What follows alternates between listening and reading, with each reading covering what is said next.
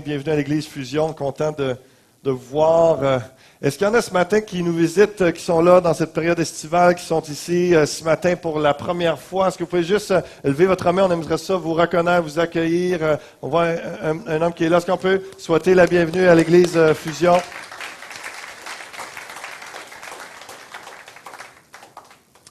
Ce que j'aimerais faire de spécial ce matin, comme Pasteur Serge l'a présenté, l'a introduit, on a un dimanche fusion et notre invité spécial, c'est le pasteur Samuel Lecomte. Je vais le présenter après qu'on ait passé les paniers d'offrandes.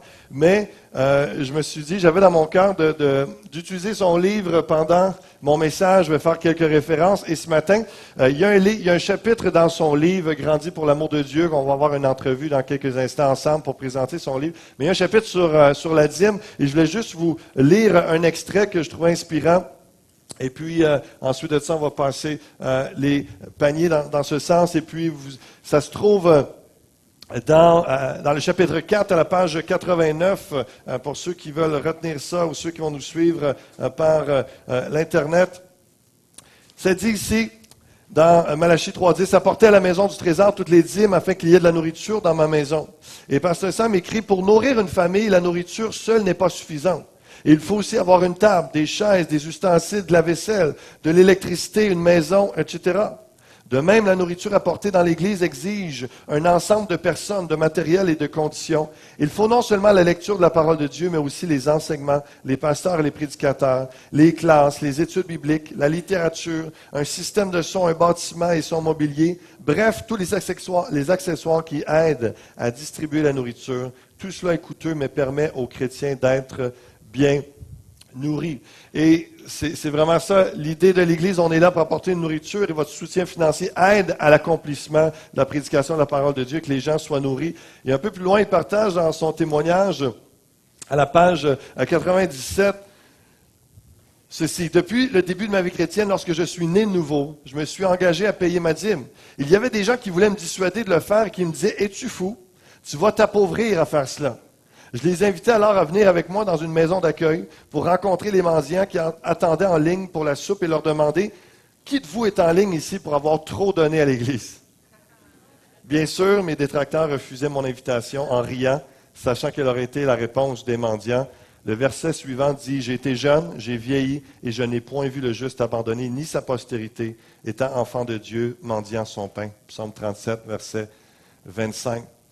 On a un homme de foi qui a passé sa vie à servir le Seigneur et à donner, et Dieu le bénit, non seulement matériellement, mais spirituellement, de nombreux fils et filles spirituels dans le monde. Donc, je veux suivre son exemple et vous encourager. Et au travers de son livre, dans le fond, je veux porter du fruit en son honneur et en même temps emmener l'Église à être généreux, à saisir l'occasion. On va rendre grâce pour les offrandes. Et puis, comme il a écrit également dans son livre, je trouve ça intéressant, on ne passe pas la quête, parce que Dieu n'est pas quêteux et l'Église non plus.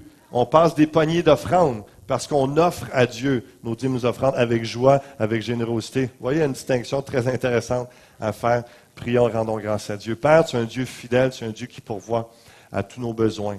Merci de nous avoir enfantés spirituellement. Merci aussi de nous nourrir, de prendre soin de nous. Et c'est ce que nous voulons faire aussi en donnant nos dîmes, offrandes, Seigneur, avec joie, avec foi. Soutenir l'œuvre qui est faite ici à l'Église Fusion et dans cette ville et cette région. Et c'est plusieurs centaines de personnes qui suivent par Internet. Seigneur, on veut nourrir ces gens spirituellement avec ton pain de vie. Seigneur, utilise ces dîmes, ces offrandes pour ta gloire, pour l'avancement de ton royaume, pour la proclamation de ta parole, Jésus. Amen. Amen. Merci beaucoup. Vous pouvez passer les paniers d'offrandes.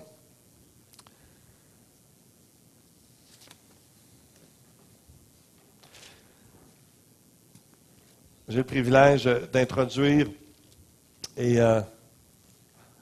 d'introduire le pasteur Samuel Lecomte. Ça fait une bonne dizaine d'années déjà que je le connais. Et puis, j'ai eu le privilège de le côtoyer, entre autres, sur le conseil d'administration de l'Association chrétienne pour la francophonie. Je l'ai vu à l'œuvre aussi à l'Église évangélique de la Rive-Nord.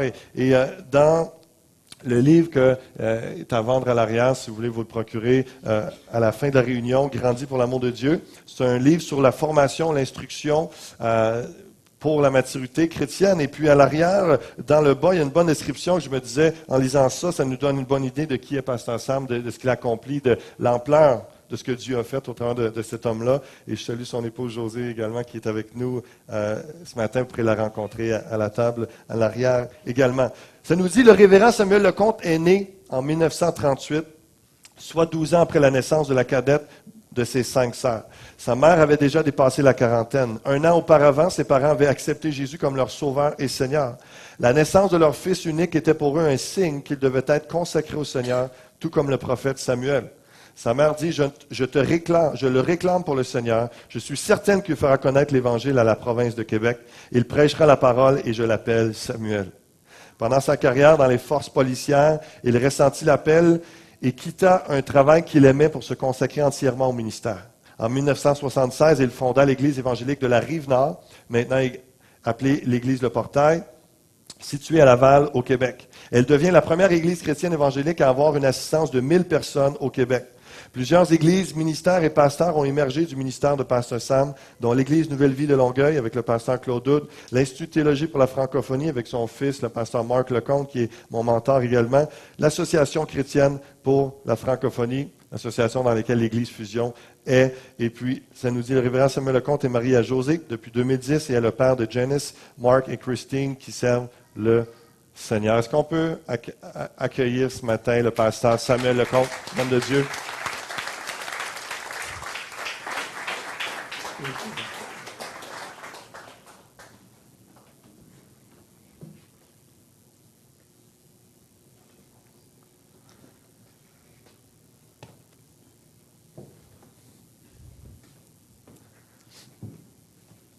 J'ai demandé à Pasteur Sam de pouvoir nous parler de son livre, mais également de comment il est venu au Seigneur. Donc, on va faire un peu le voyage, le parcours des deux de sa vie, une longue vie, un long pèlerinage dans le Seigneur et d'implication dans le ministère. Et puis, il y a quelques années, il a écrit le livre dont on va parler. Et puis, avant, Pasteur Sam, qu'on entre dans les sujets, les questions par rapport à votre livre, j'aimerais que vous commenciez à nous raconter là, comment, lorsque vous étiez jeune homme, vous avez rencontré le Seigneur Jésus-Christ. J'aimerais dire aux gens que je suis plus en forme que j'ai de l'air. Par la grâce de Dieu. Amen. Je suis honoré d'être ici un matin. Merci pour votre invitation.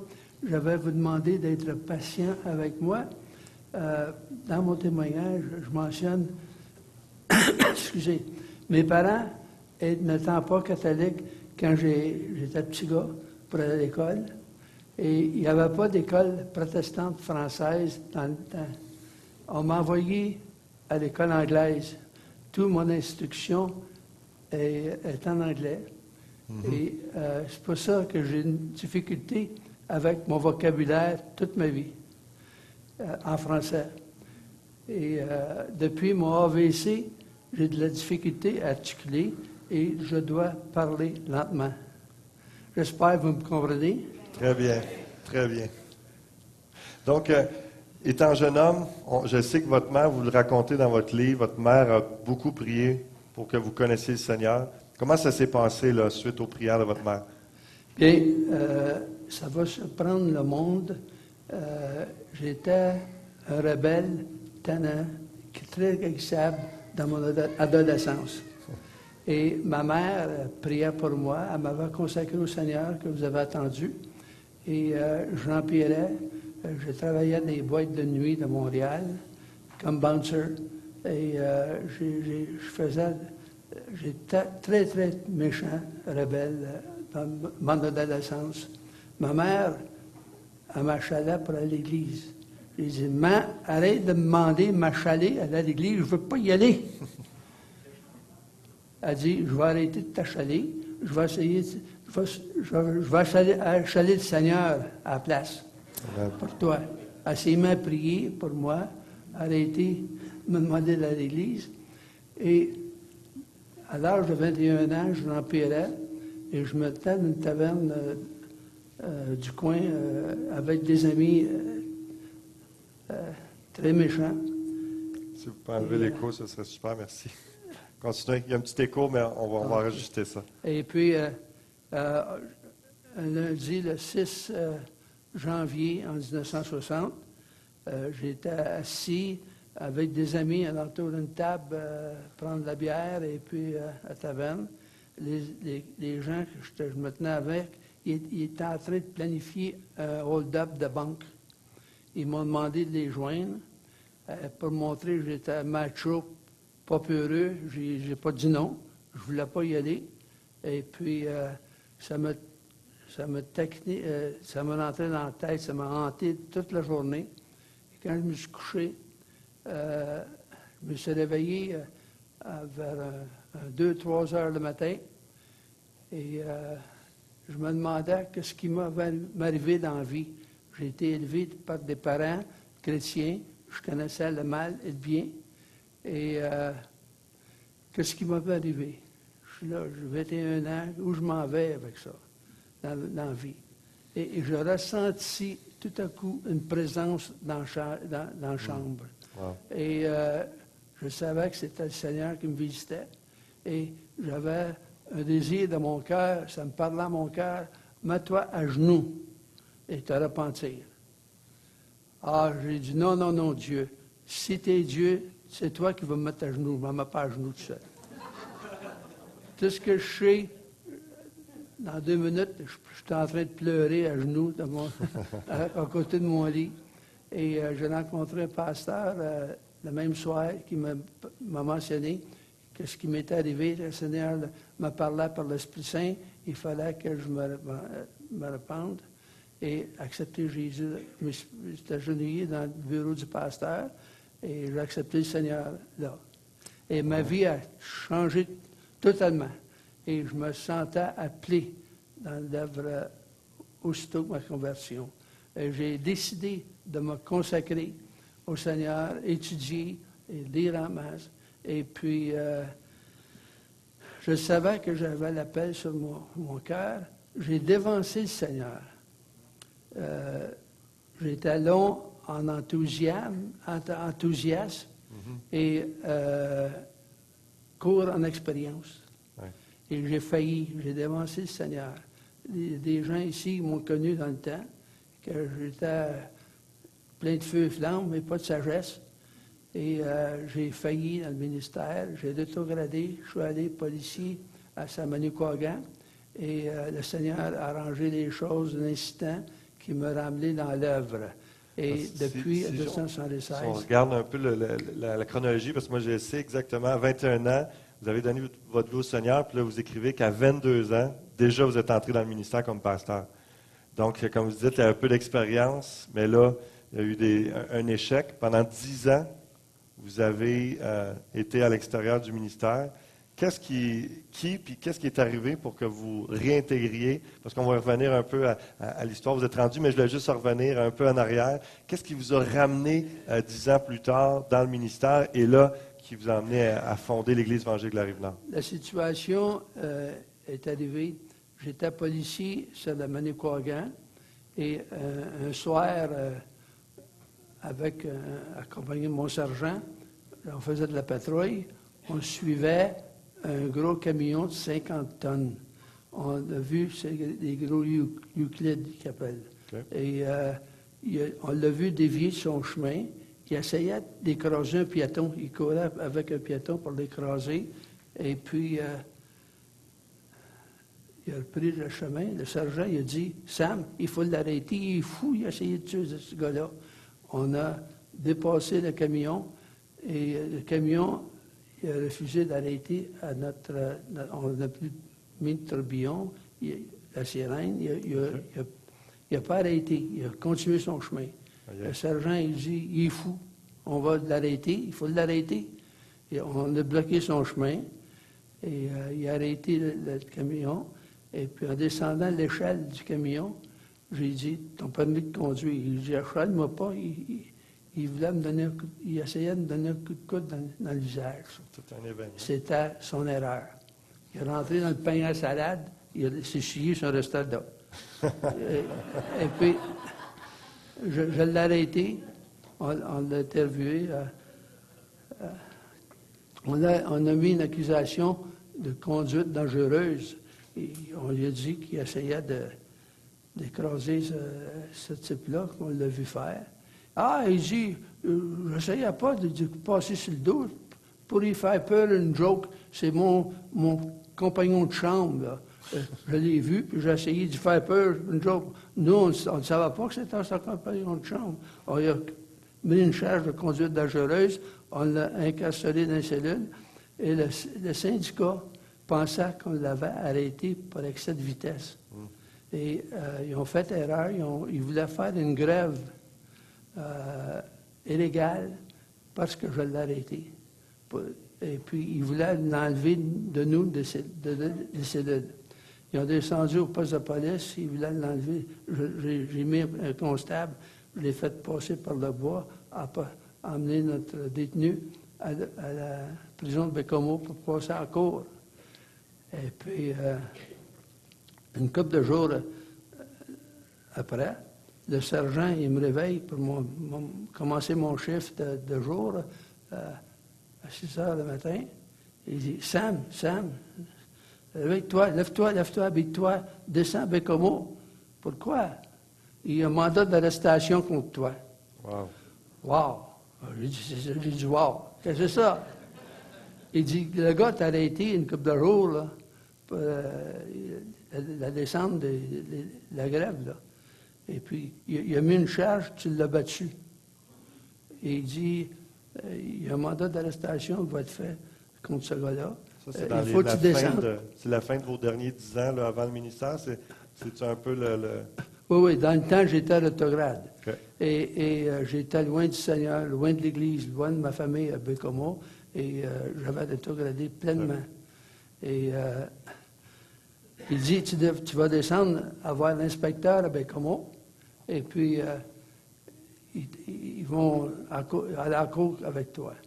Et j'ai descendu. Et ils m'ont dit, t'as battu le gars hier, qu'est-ce qui est arrivé? J'ai dit, c'est pas moi qui l'ai battu. Et puis, si ça serait moi qui l'aurais battu, je serais magané plus que ça. Et puis, vous seriez fâché contre moi. Et plus sévère envers mon égard. Et puis, qu'est-ce qui est arrivé? Le syndicat, il avait fait une grève illégale d'une demi-heure. Ce soir-là que j'ai arrêté ce type-là, il n'y avait pas d'affaire à faire là. Et il était pour payer une amende de 30 000 $ pour avoir fait la grève illégale. Que j'ai su par une enquête par avant, le syndicat, les gars du syndicat, ils ont rencontré le gars qui est sorti sur caution après avoir comparu devant le juge. Avec sa permission, ils l'ont battu. Et ils ont pris des photos, ils l'ont emmené chez le médecin. Incroyable. Ils ont dit, c'est Sam Lecomte qui a fait ça. Incroyable. Et puis, après que l'enquête, mon directeur à Montréal, il a vu que j'étais innocent dans l'affaire, c'était un complot contre moi, ils ont découvert ça. Et puis, il m'a placé. Il dit, Sam, je suis censé te suspendre pour 2 ans, jusqu'à temps que tu passes en cours. Pas de salaire. Je sais que tu as une famille à vivre, tu es innocent selon l'enquête. Je vais te cacher dans un bois au Terre-2. On a fermé le projet, là. Tu vois, on a une cabane de garde, là, dans le bois. Okay. Je vais te placer comme un garde de sécurité dans le bois. Tu vas être caché, le syndicat ne le saura pas, le monde public ne le saura pas. Et puis, tu vas être un gardien. Et puis, tu vas être payé quand même. Et j'ai accepté ça. Pendant que j'étais, dites-moi, c'est un miracle, c'est de Dieu. Pendant que j'étais dans cette cabane-là, dans le milieu du bois, dans le milieu de la nuit, hey, tu t'ennuies. Ton imagination se promène. Tu penses que tu vois des yeux dans le bois, tu sais que c'est pas les tiens. Hein? Et puis, ça fait peur. J'avais la radio pour m'accompagner. La radio, la musique, la compagnie. Et à minuit, ça a arrêté de fonctionner, la radio. Il terminait le poste de Bécomo. Okay. Il y avait j'essayais de lire les magazines, puis je m'ennuyais, puis je voulais la radio, puis j'essayais de prendre le poste de Bécomo, le poste de Rimouski qui était prêt, le poste de Québec, le poste de Montréal. Il n'y a rien qui entrait. Seulement un poste entrait, c'est de Wheeling, West Virginia. C'était un poste chrétien. C'était que j'entends Oral Robert semer la foi. Non, je le ferme. Je ne veux rien savoir de ça. Je le rouvre, là, après une secousse. J'attends Billy Graham, The Hour Decision. Et puis, je ressentis une présence, pasteur, et dans la place, la même présence que j'ai ressentie dans la chambre que j'ai accepté le Seigneur. Et je ressentais la présence de Dieu tellement, j'étais obligé d'enlever mon képi de police, puis je l'ai mis sur le desk, et je me suis agenouillé, revenir au Seigneur, demandant au Seigneur, je suis revenu au Seigneur.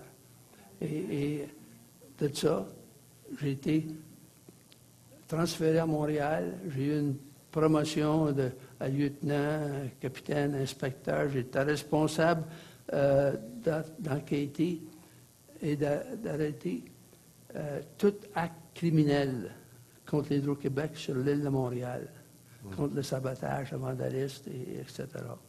Et j'avais un lieutenant, 18 constables qui travaillaient sur moi, et j'aimais ma job. Et j'aimais me battre quand j'étais jeune. Là, j'avais la chance de me battre, puis j'étais payé. Hein? Et puis, j'aimais mon travail. J'aimais mon travail. J'avais des promesses de promotion. Et le Seigneur était avec moi. Et j'avais la conscience qui mentait. Et dans mon cœur, ça me disait, tu n'es pas à la place que je te veux. Quand je me rasais le matin, dans le temps, je me rasais. Et en me regardant dans le miroir, tu sais ce que tu devrais faire. Tu devrais être prédicateur, tu devrais laisser ta job. Et j'ai décidé de suivre les portes. Le Seigneur a ouvert les portes à l'Église Evangel en anglais. Et il a ouvert les portes que je commence une église en anglais, une extension de l'Église Evangel Pentecostal de Montréal. Okay.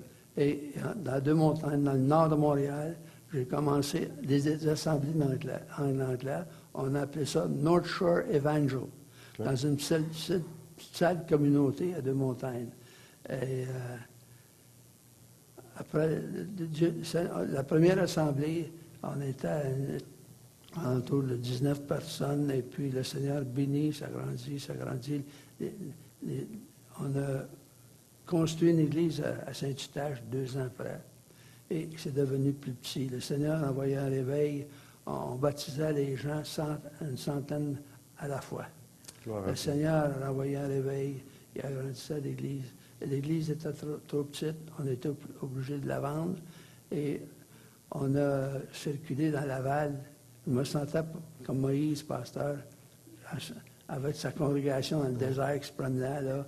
On essayait d'acheter des terrains, puis la ville ne voulait pas nous donner la permission, un permis de construction pour une église. Est-ce que c'est à ce moment-là que vous avez été faire un jeûne et prière avec Pasteur Mark et ça. Claude? Et c'est qu'est-ce qui est arrivé? La prière, Dieu répond à la prière. Amen. Croyez-moi. Et j'ai dit à Marc et Claude, ils étaient mes assistants dans le temps.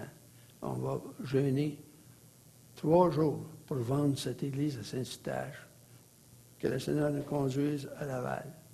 La majorité de notre congrégation venait de Laval, pour ça qu'on voulait à Laval. Et après le jeûne de 3 jours, je suis revenu à mon bureau, et à l'église, il y avait 2 notes. Il y avait une note de surintendant d'une association évangélique qui était intéressée à acheter l'église. Et gloire au Seigneur. Il y avait une note d'une femme de l'église que j'allais la voir. Puis je suis allé la voir. Elle dit, ma mère en a un terrain, elle appartient un terrain au coin de la 440 et l'autoroute 13. Amen. Un coin idéal de Laval. Et j'ai dit gloire à Dieu. Et puis, on est allé avec le trésorier de l'Église voir le terrain. Il n'y avait pas d'infrastructure. C'est sûr que la ville ne voulait pas nous donner un permis de construire. J'ai dit, Seigneur, qu'est-ce que tu me fais? Tu me donnes un terrain, la ville ne veut pas, puis on ne peut pas s'en servir. Qu'est-ce que tu me fais? Ah, je continue à prier. Et le terrain qu'on a acheté, on l'a acheté pour la femme. La femme voulait payer ses taxes antérieures. Le montant de 2400 $.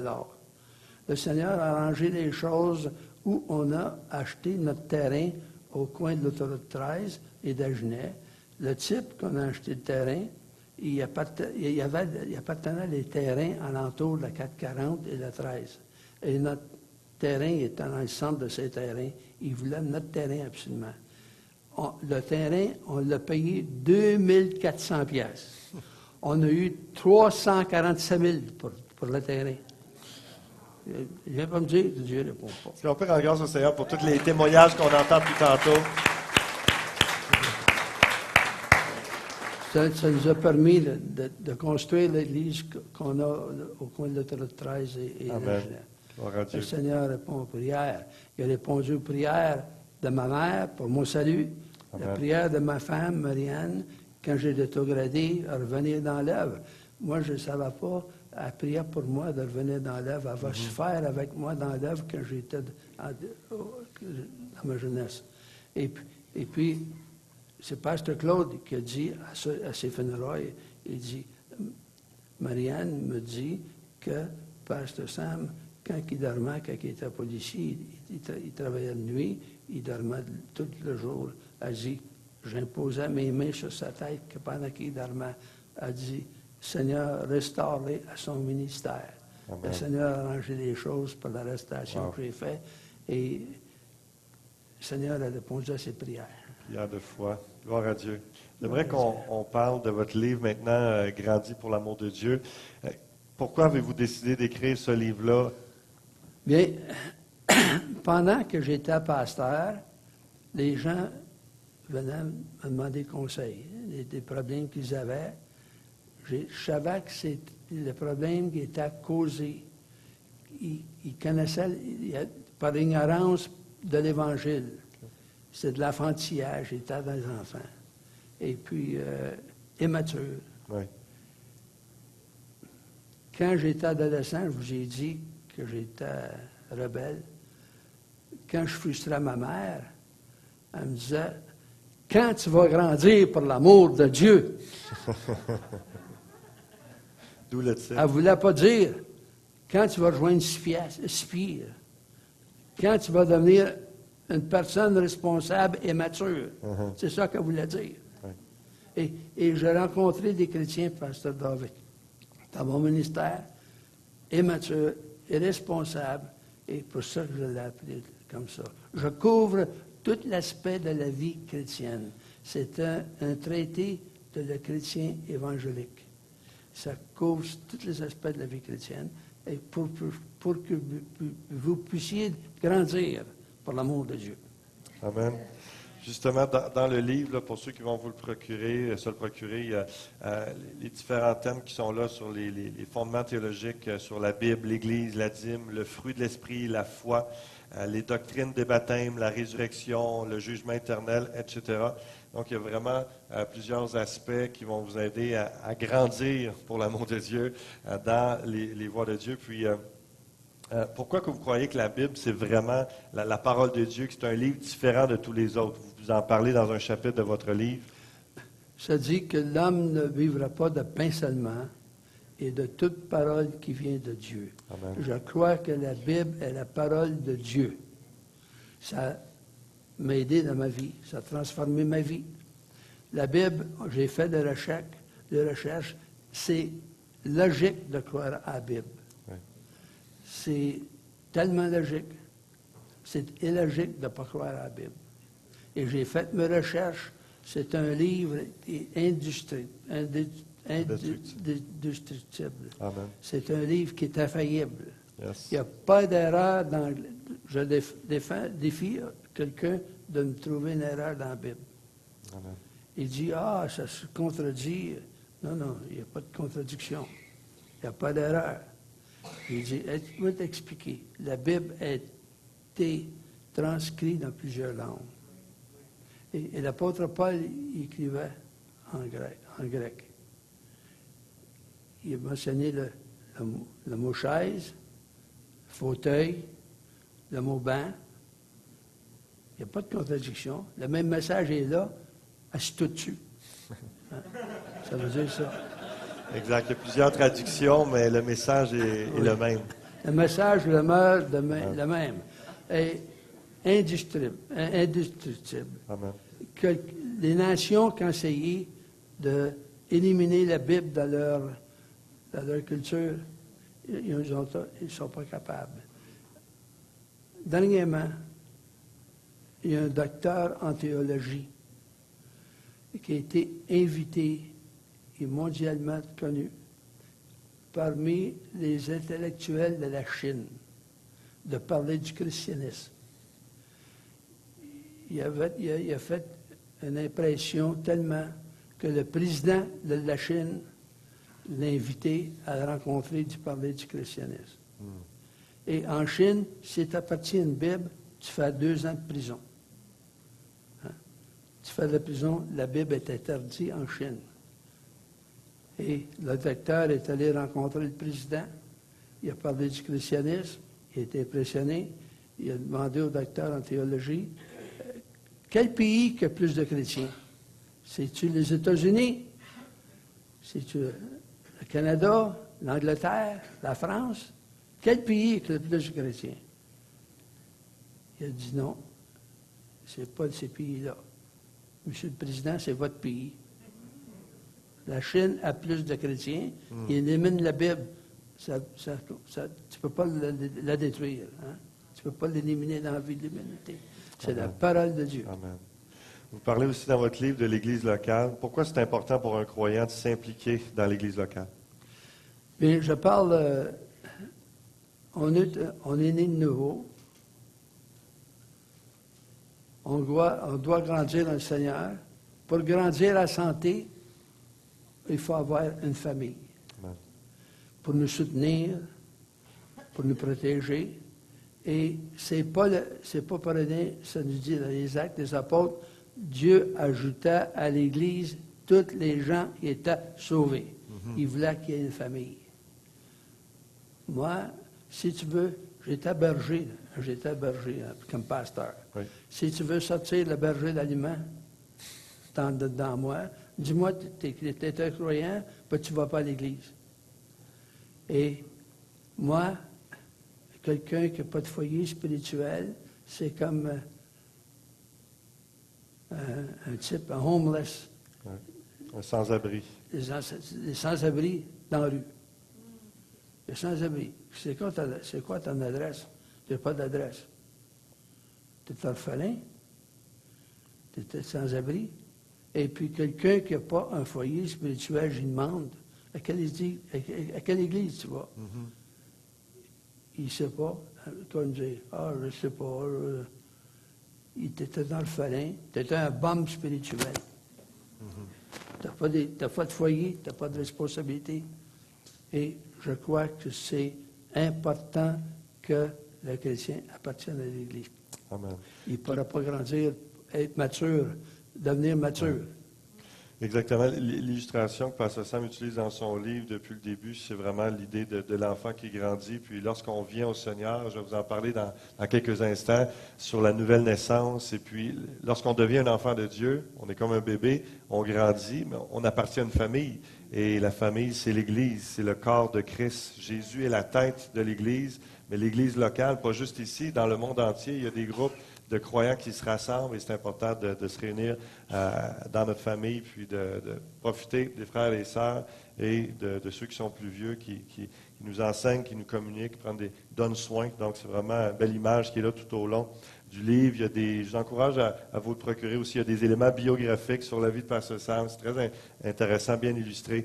Dernière question pour vous, Pasteur Sam. en cette conclusion, vous avez vécu beaucoup d'événements difficiles dans le parcours de votre vie. Entre autres, il y a eu votre AVC en 2011. Quel conseil donneriez-vous aux gens qui passent par des moments difficiles? Puis aussi, d'une façon personnelle, pouvez-vous nous dire qu'est-ce qui est arrivé? Qu'est-ce que ça vous a amené, ça, votre AVC, malgré cette épreuve très difficile en 2011? Qu'est-ce que ça vous a apporté de positif? Pasteur, je dois dire, c'est la période plus difficile de ma vie que j'ai passée. Quand j'ai eu mon AVC, quand je suis revenu à moi, je me suis aperçu que mon côté gauche il était paralysé. Et dans ma pensée, j'étais en train d'écouter l'ennemi. Il me disait, tu as désobéi à Dieu, c'est ça qui t'arrive. Tu as rebellé, tu as dégradé. Il m'attaquait, le diable, l'ennemi. Il me disait dans ma pensée. Dans ma pensée, le verset 1er Thessaloniciens 5, 18 apparaissait dans ma pensée, dans mon cœur. En toute chose, rendez grâce à Dieu, car c'est la volonté de Dieu à votre égard en Jésus-Christ. Et j'ai appris dans cet instant-là, pasteur, de plus apprécier la grâce de Dieu. Amen. Apprécier plusieurs choses. Et j'ai réfuté le diable en chantant la grâce de Dieu en anglais dans mon cœur. Grace, grace, God's grace, grace that will pardon and cleanse within. Grace, grace, God's grace, grace that is greater than all your sin. Je me fie sur la grâce de Dieu. J'ai plus apprécié la grâce de Dieu pendant mon AVC. La prochaine chose, j'apprécie la plus grande appréciation envers ma femme. Dieu m'a donné une femme qui me supportait, à la compétence d'administrer mes biens personnels, la compétence de m'aider dans le ministère. Et comme Bonnie est belle. Dieu est bon. Il m'a donné une bonne famille, des bons amis. Il m'a entouré des bonnes églises, comme l'église de Granby ce matin. Gloire à Dieu. Merci beaucoup. Amen.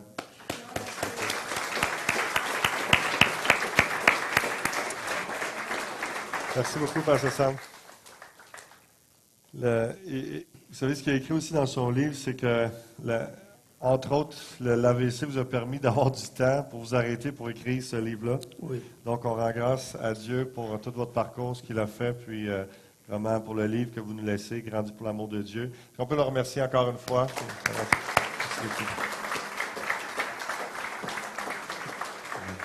Je dois dire que plusieurs personnes me disaient d'écrire un livre pendant mon ministère. Je n'avais pas le temps. Et à ma retraite, j'ai eu à cœur de fonder le ministère ACT. Ça veut dire Assemblée, conférence, témoignage, évangélisation, séminaire. J'ai été invité partout dans la francophonie par les églises pour faire des conférences sur l'Église et l'évangélisation, donner mon témoignage. Ce ministère-là, je le mettais à la disposition des églises. Ça me permettait, le support de ce ministère-là me permettait d'aller dans des églises éloignées de Montréal, il n'y avait pas les moyens de me faire venir faire une conférence. Je suis allé en France, en Côte d'Ivoire, et partout dans la francophonie, et ça payait mes dépenses, ça ne coûtait rien à l'Église. Il est dédié, mon ministère, pour aider les églises. J'ai des églises à cœur. Et je voyage partout dans le Québec, donner mon témoignage. Et quelqu'un qui achète, si vous achetez le livre, l'argent va complètement pour le ministère ACT, pour aider les églises qui n'ont pas le moyen de faire venir Sam Lacombe. Il coûte cher, Sam Lacombe. Il reste des hôtels et puis il se déplace avant le déplacement d'auto. et puis ça aide les églises en même temps. Merci pour l'opportunité. C'est un honneur pour moi de signer le livre pour vous en arrière. Merci, pasteur. Ça fait plaisir. Merci à vous. Merci à vous. C'est vraiment un plaisir. N'hésitez pas, à la fin, comme il dit, il va dédicacer le livre, écrire un petit mot de façon personnelle pour ceux qui vont se le procurer.